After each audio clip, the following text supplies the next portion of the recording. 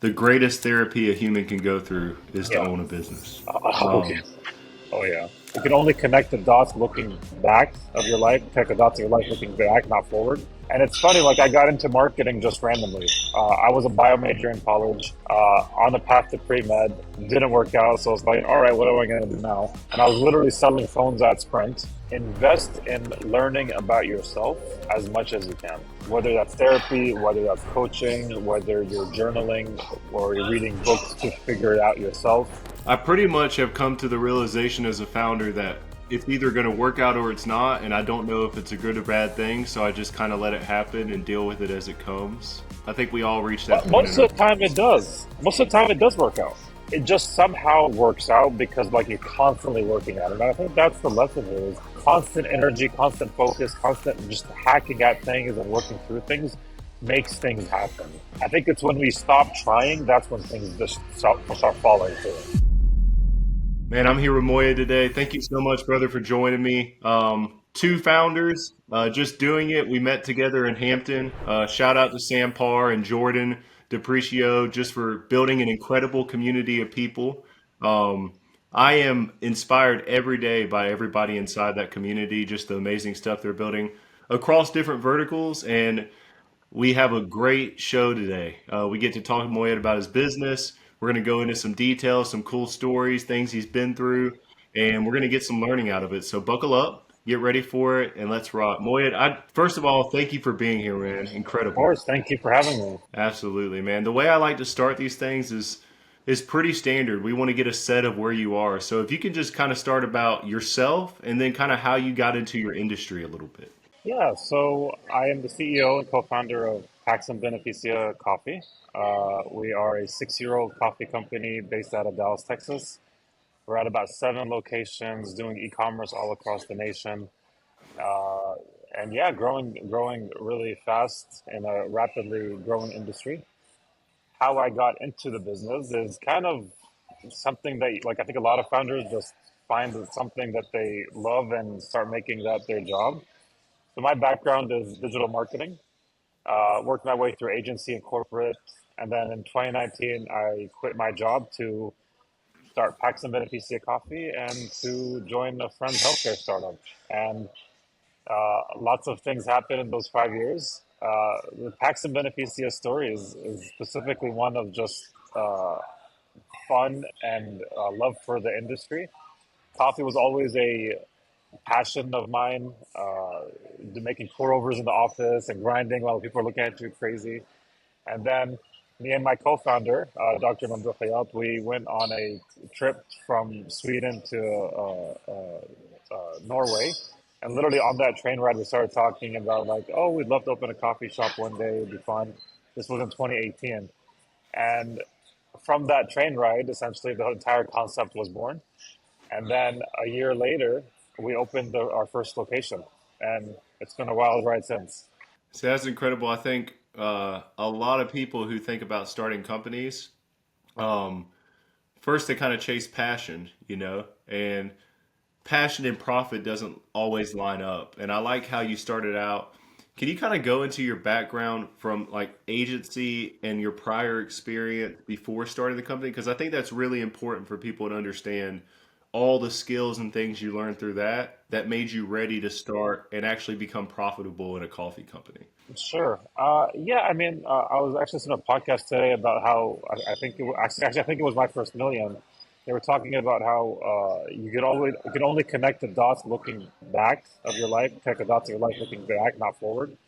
And it's funny, like I got into marketing just randomly. I was a bio major in college, on the path to pre-med, didn't work out. So I was like, all right, what am I going to do now?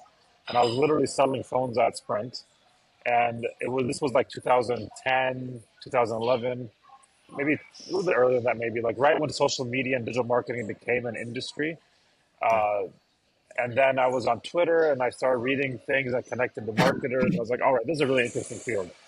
So I got into that field and then started managing clients and seeing different businesses and how marketing impacts those businesses. And then in those days, social media is like everybody wanted to do social media, but nobody knew how to prove the ROI on it, right? Like, Right. so you're always talking to clients and stakeholders saying, hey, I see you're posting a lot, but are these driving customers? And you're like, honestly, not really. Like, you're a logistics company, right? Like, it's not really that interesting at the time.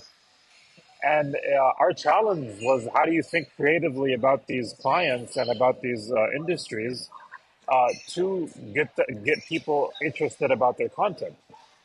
And now, I mean, 15 years later, or whatever, it's a different world. But Yeah. then from agency, then started going to corporate side, and then managing teams. And there you learn about, all right, like you're managing a P&L, you're managing a cost center. Where does that cost center fit in the bigger picture?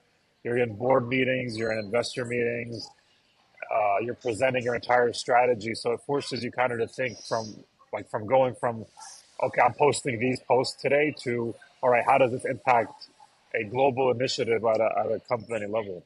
So in hindsight, marketing was a great field for me to start in because I've always been interested in entrepreneurship. I've always started to kind of have like side projects and side hustles, from separate agencies to building apps to joining other companies and doing co-founder stuff.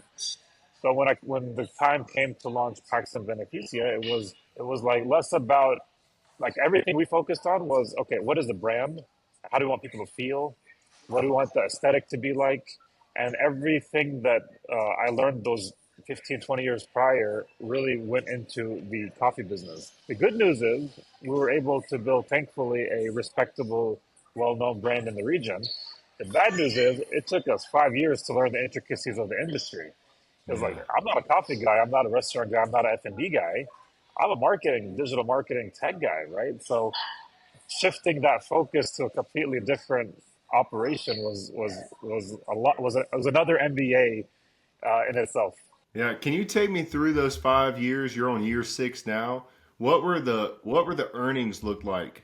How Oh did my! it scale up? And then when did you think, okay, we're gonna do it? And did you ever lose hope? And what was your highest year and lowest year?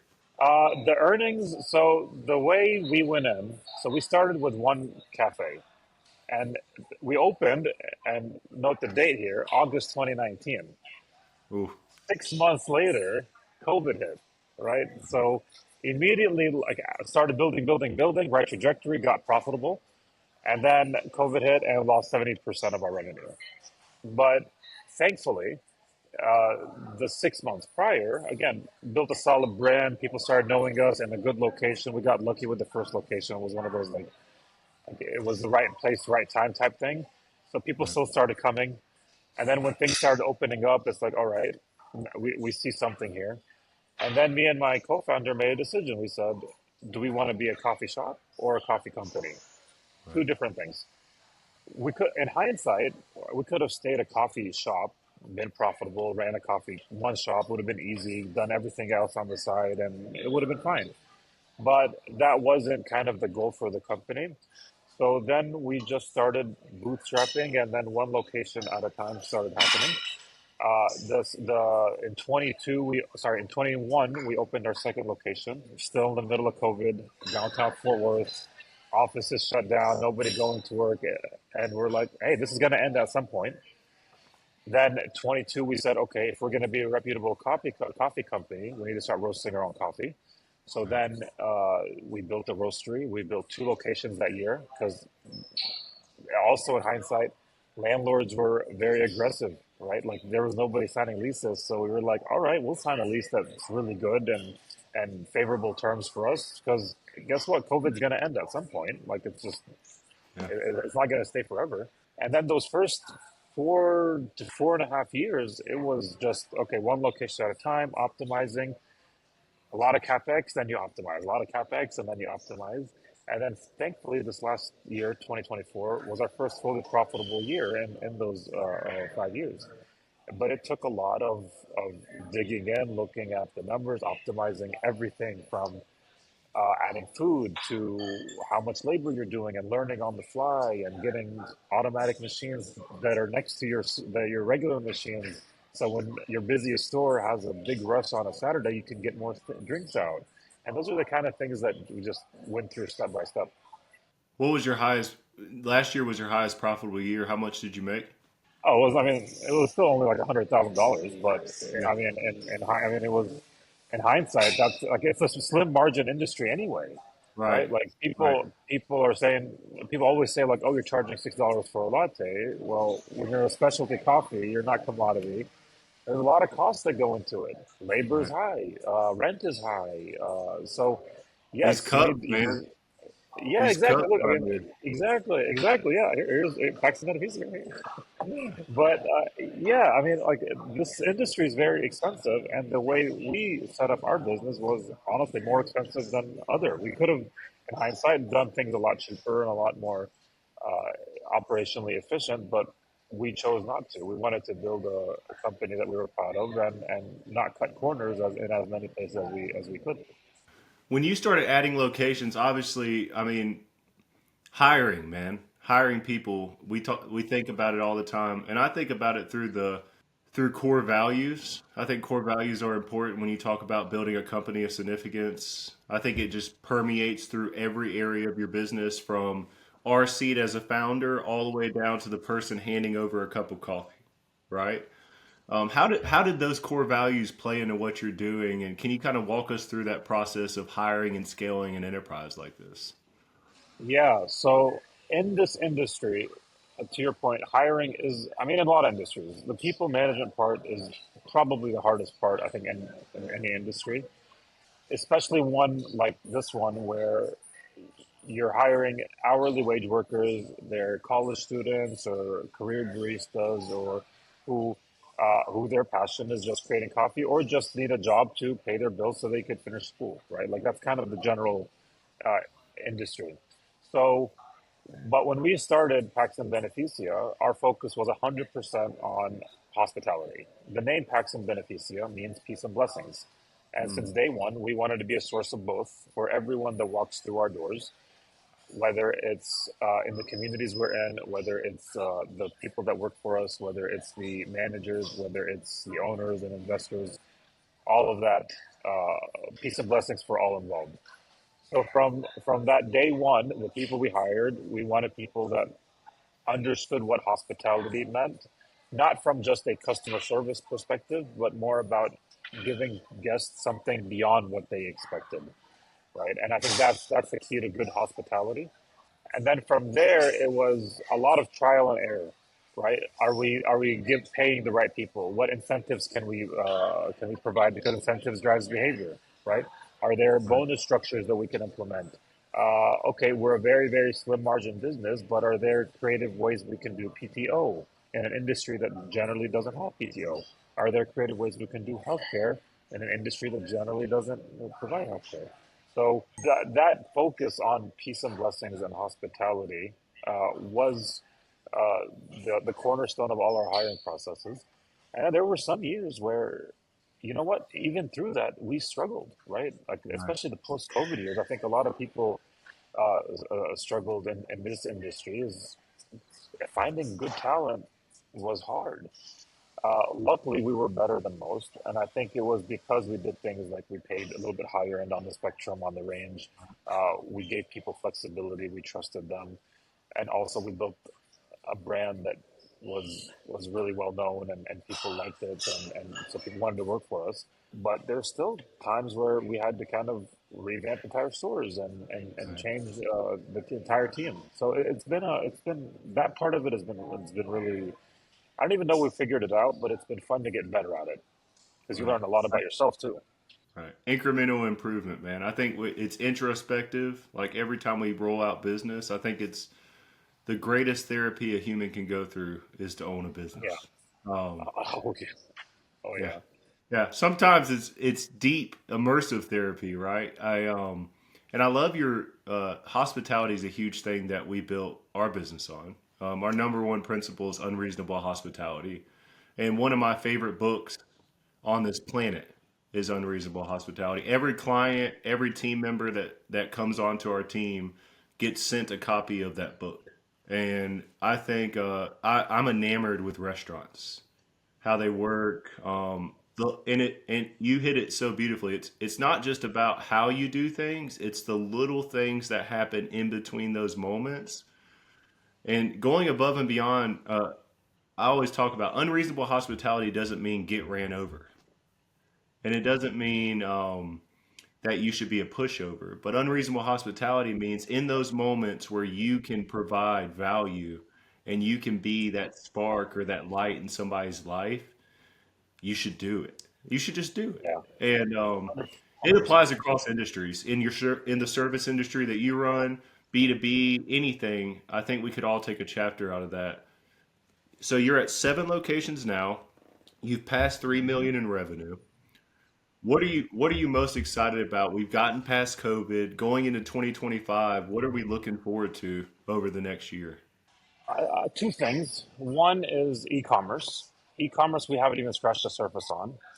Not only from the coffee side, which in itself is a very competitive e-commerce space. Right. Acquisition costs are high, ad spend is high, uh, but more for us is our syrup e-commerce. In 22, we started doing our syrups in-house fully. Then in 23, we started bottling up and selling them in retail. And in 24, we started doing a lot more e-commerce.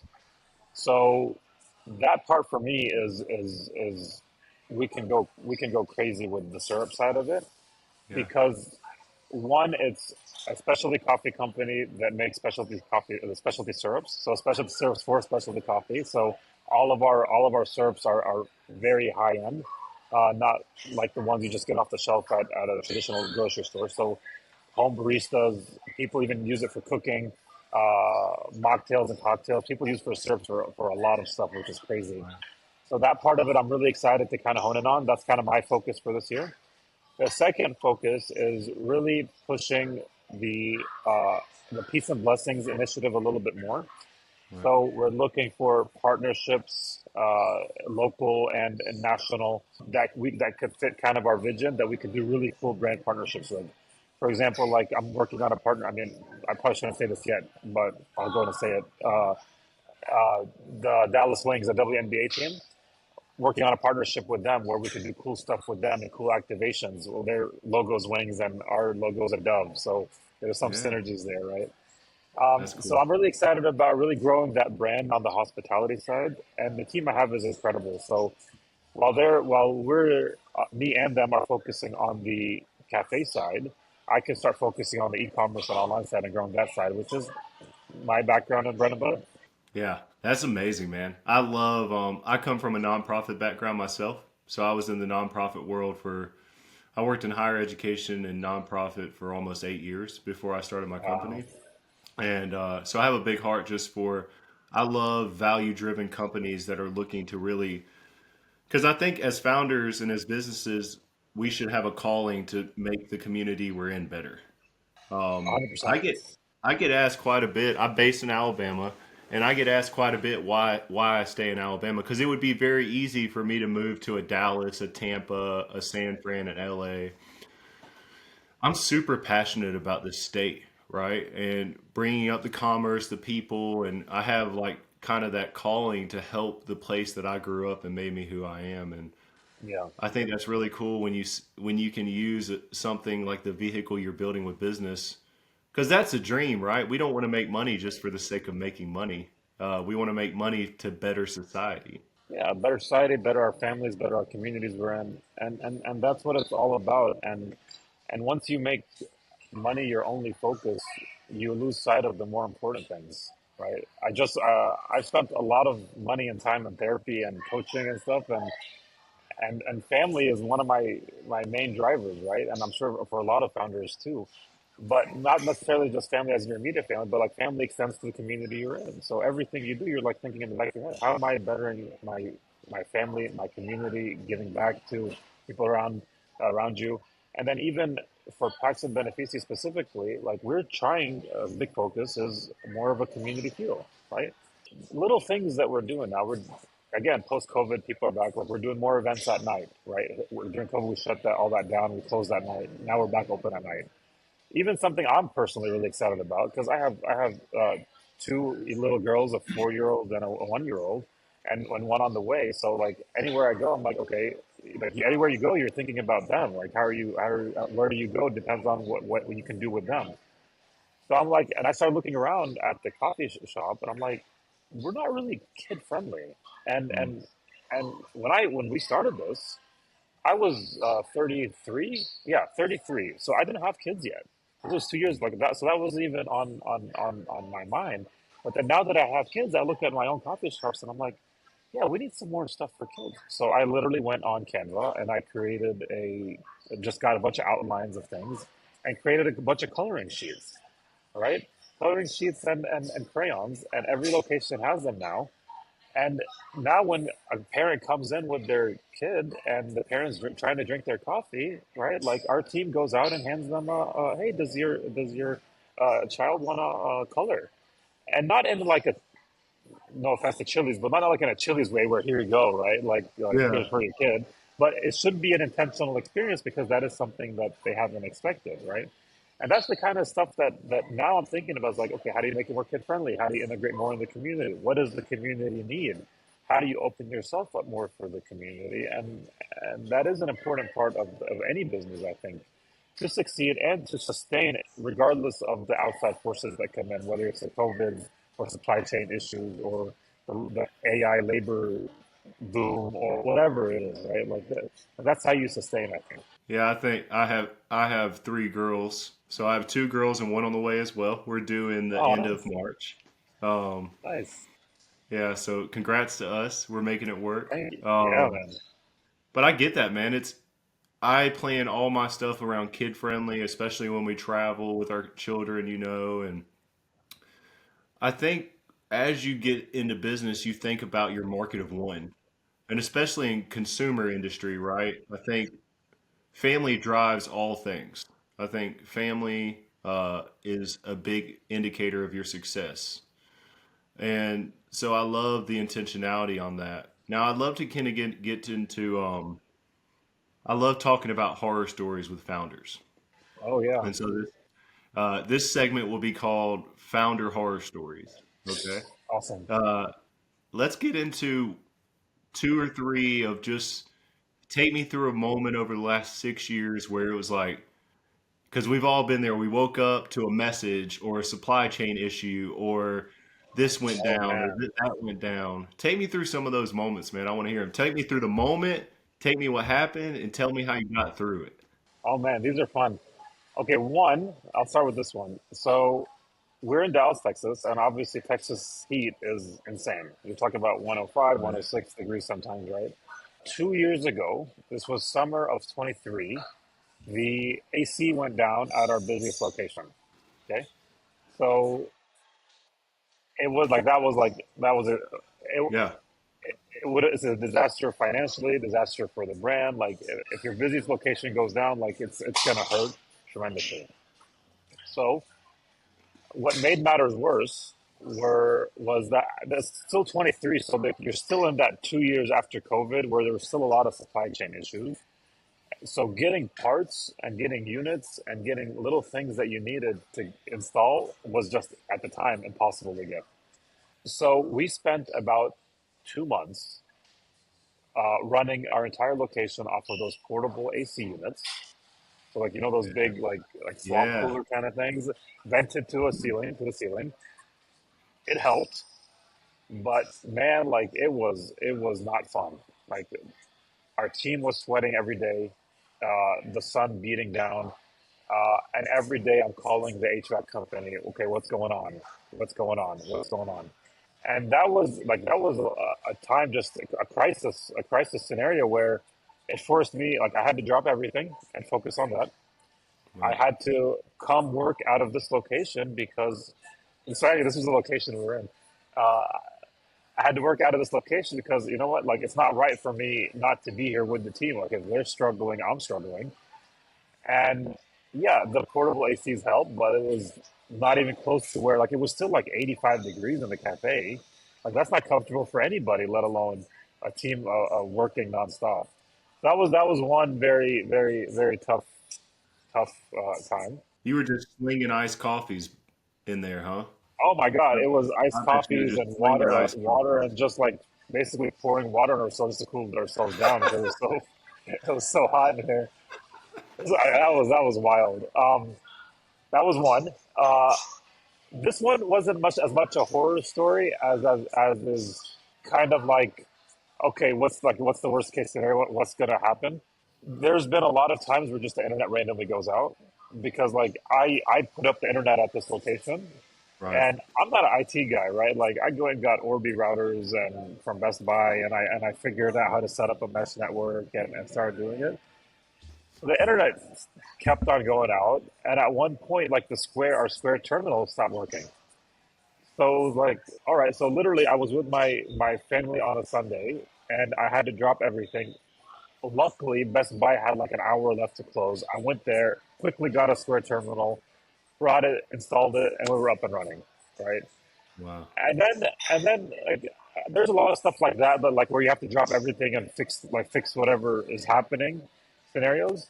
But then there's a lot of mistakes that we made too. For example, I love telling this story because it's kind of like a really good founder story, and I think a lot of listeners will probably relate. So when we opened the location, again, I'm not a restaurant guy, I'm not an F&B guy. I'm a brand marketing digital guy, right? Like that's my background. So when we signed the lease, we're like, okay, you need an architect to draw up plans. I was like, all right, I've never hired an architect before. How do I even find one? Literally went on Thumbtack, found an architect. Not the best way to go about doing that. Uh, Started doing the plans, and he was terrible. The GC was like, hey, this guy, like, the plans are not right. Like, this is like, so I had to fire him. Thankfully, the GC was fantastic. He was a great guy. Uh, so we ended up doing like what's called a design build, where you're just kind of building, designing as you go, and trying to just figure out until it's up and ready and get your CO and your own and your business. Well, there was one specific time that the GC was like, "Hey, how high do you want your coffee bar to be?" So I was like, "All right, I mean, let's go. I'll figure it out. Let's go figure it out." So he literally grabbed the tape measure and measured the height of the bar, and I was like sitting. I was like, "All right, like this feels comfortable. Yeah, I could make espresso and pull shots and do like it's fine." Well, I'm 6 foot, right? So I realized after that we had hired a 5 foot, like she was, I think she was like 5 foot, right? She comes up to me. This was like 2 weeks after we opened, sitting here working, and she's like, "Hey, can I get a step stool?" I was like, "Why?" She said, "I can't reach the bar." I was like, "What do you mean?" She was like, and then she goes and shows me. She's like literally like lifting her arms all the way to reach the bar. I was like, "Okay, that's a problem." So like mental note, next location or whatever, like make sure that the bar height is the right height. But like stuff like that, you just don't even know. Like you don't even think about until you have to think about it. You don't think about all the stuff electrical or IT or AV until you start putting it together, or furniture or carpet or oh, this is another good one. I love this one. I love telling this one the story too. So our design aesthetic is like Scandinavian, modern, simplistic, but with touches of like a little bit added feelings here and there. Like we had like a living room almost set up with a couch and rug where somebody felt like they were in a living room. My co-founder, he lives still in Columbus, Ohio. This was before we opened. He calls me. He said, "Hey, Macy's is going out of business here." I said, "Cool." He said, "They have these awesome rugs on sale. These are like high-end Persian rugs, regularly like $5,000." I was like, "Cool. How much are they?" He's like, "Man, we can get like two of these. Each one's like $800. We could put them in these areas of the cafe." I was like, "Yeah, get two of them. These are awesome, awesome quality." I was like, "This is fantastic." So we get them, and then 6 months later, I'm looking at these rugs. They're black because of like the foot traffic and the spillage and people on them.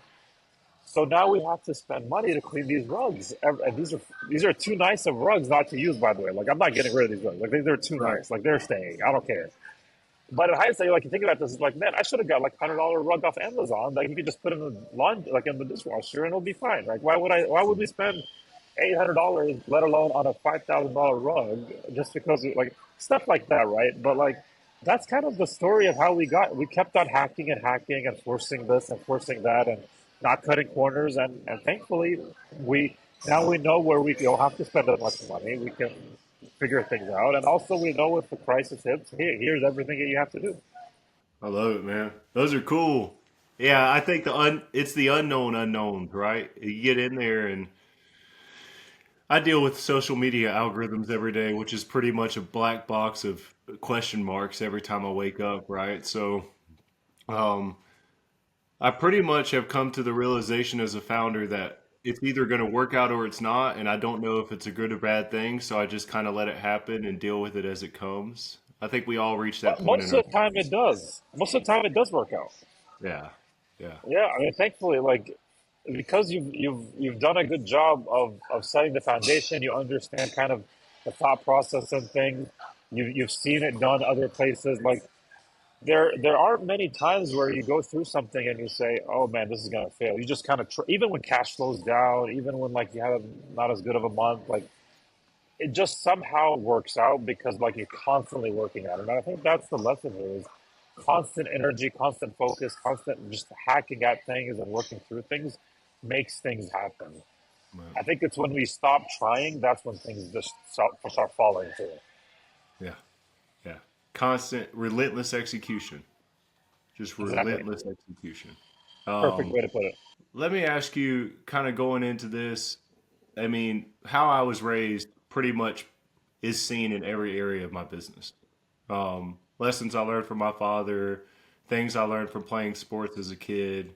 Sure. Um, I'd love to hear some key moments from your childhood and upbringing that kind of play into who you are today.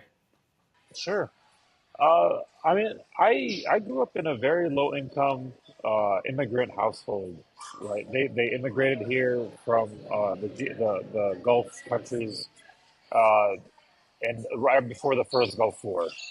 So they came in. It was like, hey, you got to pack it. Like literally, the embassy called my dad, who had a green card. He said, "Hey, we see you're a resident. You're residing here for like you're living here a little bit. You guys need to pack up and go if you want, like, because we don't know what's going to happen with this war." So literally, that's what happened. Like my family had no intention of moving here at the time. It was just like, all right, here we are. So growing up, it was a very, I'd say, risk averse slash uh, cultural household where you don't know how you fit in the American dream or in the Right. American lifestyle. And you're trying to figure out as you go. So I was also trying to figure out as I go. So from things uh, like talking to counselors about, okay, I don't know, how do you apply for college? What do you apply for college? Well, I don't even know what I want to do in college. Uh, just trying to figure like that kind of stuff out because my parents didn't know any of that stuff. So there was stuff like that, which is kind of like that whole figuring out mentality. You just kind of just go through it and you just figure it out, and you learn and you ask. So that was always kind of I think a core foundational piece of what drives me and what basically made me an entrepreneur. The other things are like I started my first job at 14, right? My again low income household. Like if you could bring in money, like you're gonna go bring in money. So I was working on the weekends. Uh, my first job was IHOP. So it's funny, like looking in hindsight, like my first job was a restaurant job. I was a host and I was a server. So I was also a very shy kid and didn't talk much and like I was a book nerd. Like I like reading. So getting a job like that forced me to get out of my shell. So if that probably didn't happen, then I probably wouldn't be able to just go up to random strangers or engage with random people, which is important, I think, in any industry, whether you're in F&B or you're in SaaS, when you're talking to people and talking about your products or your business. I think that's an important thing to learn. Um, and then just I think having just being that kind of immigrant family forced you to think in a different perspective. Right. So you look at things kind of in a dual lens. So and I think that's been a part of me my entire life where I see both sides of every argument. I see pros and cons of every decision. I see the paths on if you make this decision or not, which is a blessing and a curse because it's a good thing and that you can assess the situation fully, but it's also kind of analysis paralysis sometimes. You just Right. kind of have to learn how to make a decision and go. So those are kind of I think how my upbringing and kind of that immigrant cultural background impacted everything I do today. Thank you, man. That's beautiful. I think a lot of founders have we kind of see founders today as like these like bigger than life characters, and you see the end result so many times, right? And so to be able to like hear like, hey, you didn't come up like with a coffee shop handed to you. You didn't have all these things. You took this super unconventional path. You had this desire to be better, and you just kept walking that out until it came to fruition. And I think it one thing I'd love to ask you is just one piece of unconventional advice that you would give somebody that is thinking about getting into business, maybe a peer that's already in business. Sure, sure. Uh, One, this is something that I've done a lot more in the last year, but I wish I did it sooner, is invest in learning about yourself as much as you can. Right. Whether that's therapy, whether that's coaching, whether you're journaling or you're reading books to figure it out yourself. I think that informs, if you take the time to learn about who you are, it informs a lot of your decisions as an entrepreneur and helps you understand why you do things the way you do, and also helps you become a better leader, both in explaining to them why you do things or think the way you do, but also helping them trust you because you see something that they might not. So Right. that's one. Uh, Other piece of advice I'd say is, especially like I think in this industry specifically, if you're going to open a brick and mortar, start very, very small. Right. Figure it out, see if you can build a brand, see if you can grow it, and then once it's busting at the seams, then scale. Right. For us, we put the cart before the horse. We scaled, and I mean, it was the right decision, but maybe we scaled too aggressively, I think. So scaling the right way is very important. And three, I'd say really, really focus. I mean, I think in any industry, focus on the brand and the experience of the guest first, because that's how you set yourself apart from anybody else in the industry. And every like I don't think there's any industry now that doesn't have millions of competition, Right. and it doesn't matter what you do, whether it's an Amazon product or a digital agency or a coffee shop. Like there's literally coffee shops opening every day. But what makes people come to you, or what helps people become attracted to you, is I think the brand and the experience that you've built. And ultimately, and I really believe this, I think there's enough market share to go around for everybody. So it's not necessarily like you don't have to be cutthroat about it. It's like, oh, how do you rising tide raises all ships, right? Like, how do you lift an industry? How do you lift others? How do you lift peers is very important too. I think the concept of saturation keeps way too many people from starting businesses. I agree. Yeah. I I agree. think it's something a lot of people struggle with, but your unique mechanism, the only unique mechanism in any business is the founder and the brand. That's it. Exactly. That's it. Exactly. Exactly. Um, we went through a rebrand last year. Um, we started rebranding our logo and our website and our visual identity. But one thing I wanted to do, like the company that we use is Lunar Studios, incredible founders. And Scott, the guy that runs the company with Wes, he took me through this exercise and he talked to me about Apple because all of us think about Apple every time we Yeah, think about exactly. That's the experience. brand, right? The brand. Um, but even to the intentionality of their boxes, right? So like they have it down to a science that when you open a box, there's a suspenseful certain number of seconds before the box opens, and it enhances these dopamine sensors into your brain, and I mean it's incredible, right? And obviously, I don't know if I'll ever get to that level of degree. Maybe I will one day. But I think just thinking about it and having intentionality towards that is obviously in Hampton. I see it across every person. I think every single founder in Hampton is so they care so much about their clients, their customers, the end user. And it's so obvious. And then it's obvious how they ended up in a community like that, Yeah. right? Yeah. Because Yeah. it wasn't because they were the smartest person or they were handed something or different things like that. It's because they had such a hyper focus on experience and the customer and the service in which they were providing. And then they just became excellent in it. And 100%. it's really cool, man. And you're a testament to it. So, man, thanks so Thank much you. for sharing. To wrap these things up, I'd like to ask two rapid fire questions. Sure.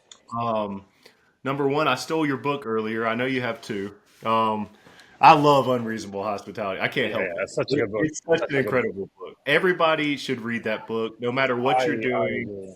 Um, I reread it at least once a year, if not twice. It's just, and one of my dreams is to have him on this podcast. So maybe one day I'll be able to do that. That would be But I'd awesome. love to hear your other book recommendation for the audience. Yeah, E-Myth Revisited. I recommend that to as many people as I can. Uh, it was a great book in that it helped me kind of get out of my own way and think Yep. about things from, all right, like if I'm gonna actually scale and grow this, how do I how do I even think about that? So it really shifted my focus, and I think that's important for any founder to get out of the Excellent. way. Yeah, you got to get out of your own way. You gotta get Understanding out of the way. yourself is a point that you made, and it's the more success that I've seen, and thankfully the more money I've made. Most of it has gone back into therapy and coaching and community, and just being around people that are going through the same things. I think it's so underrated. Surrounding yourself with incredible people that are trying to better themselves. Um, Absolutely, and absolutely. then the last question I'll ask is: you're in a time machine.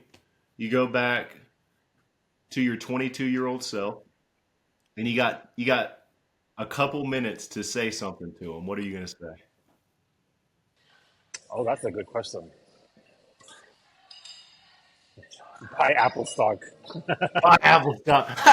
Yeah, yeah, I mean, or Buy Tesla. Bitcoin now.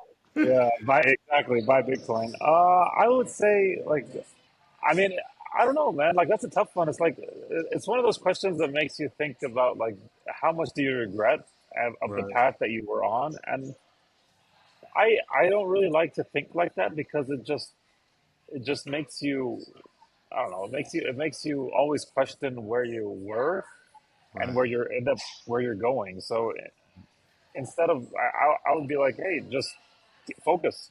I'd probably just say focus, Yeah. focus and build. Yeah. And in my 20s, I probably didn't focus enough and built enough, and I was all over the place. And in hindsight, my path would have probably been different, but I don't regret it at all. So focus and build is what I'd say. Yeah, I love it. It's so simple sometimes, isn't it?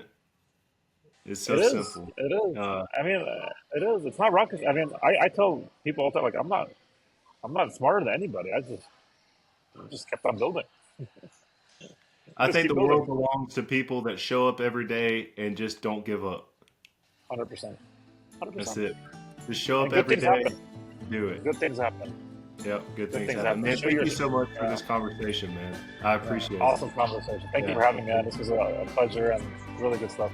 absolutely, brother.